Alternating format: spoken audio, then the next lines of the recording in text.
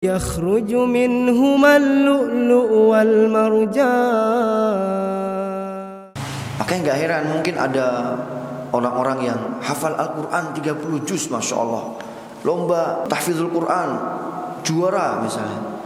Tapi ya kadang masih bermaksiat, kadang masih mudah ya lisannya menyakiti orang lain. Berarti ilmunya sudah masuk ke dalam hati atau belum? Belum.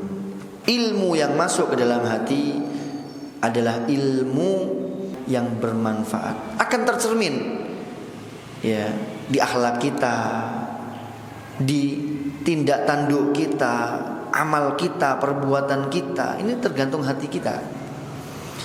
Jadi kita bisa mengukur nih kualitas ilmu kita ini sejauh mana.